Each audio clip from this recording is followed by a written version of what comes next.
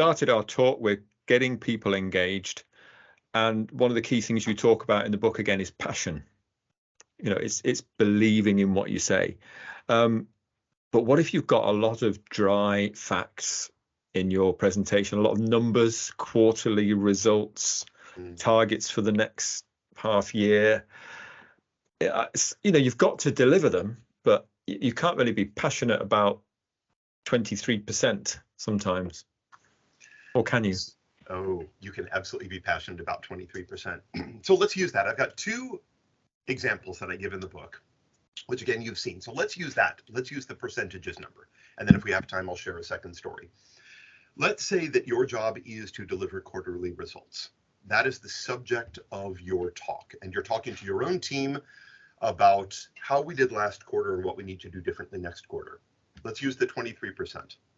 How do you feel about that 23%? Honestly, are you excited about that 23% because it outperformed expectations? Are you disappointed in that 23% because the actual target was double that at 46%?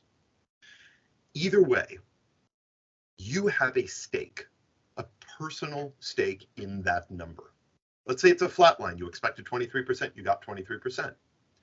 That is success. However you feel about it, positive or negative, that is what you bring to your talk. Because otherwise, there's no need for a talk. I can just send out an email that says, hey, we hit 23%, we were supposed to do 38%, let's do better. Or we hit 23%, yay for us, we were only planning on 12%. I can send that out in any white paper, I can put it on my website, I can put it in documentation and let you read that on your own time. But if I'm going to tell you about it, if my boss has come to me, or my leadership has come to me, or my team has come to me and said, we want you to go talk about quarterly results, the first thought is, why do I have to talk about it instead of just send it out? The reason is you, as the speaker. You have been asked to deliver those numbers for a reason, and the reason is your personal perspective on those numbers. And if you can share how those numbers made you feel, made you proud of your team, made you disappointed because you know your team can do better, that you want to show the market how dedicated you are, and that 23% represents the nature of that dedication and how passionate you are about it and how important it is to you. That is where you can share the passion behind the number, and that's what makes that number have meaning. Yeah. So during one of your great performances, should we call it, have you ever been heckled? Has anyone say that? But that's rubbish. I know my boss told you to say that, but or whatever. Have you had that, and how do you handle it? Oh, absolutely, all the time. And again, like the person with the mobile in their hands, I love being challenged when I'm up in front of people. You know why? The enemy of good communication is not negativity. The enemy is apathy.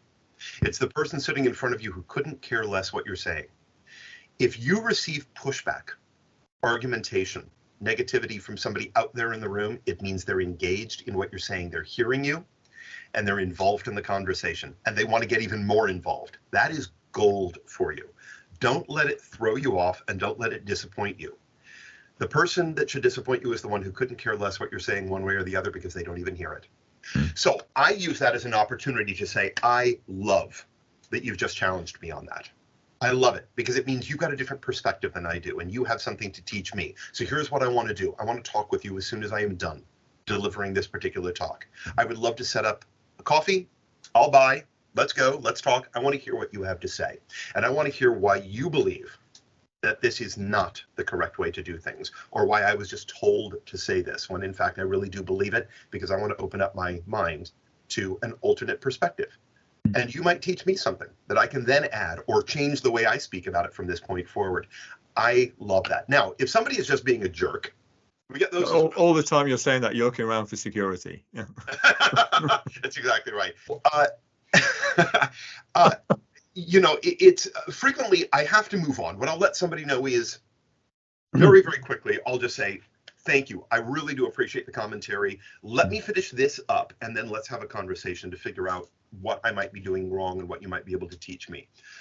Acknowledge them, show them respect, and give them dignity in the moment, and odds are they will pipe down and allow you to continue your talk.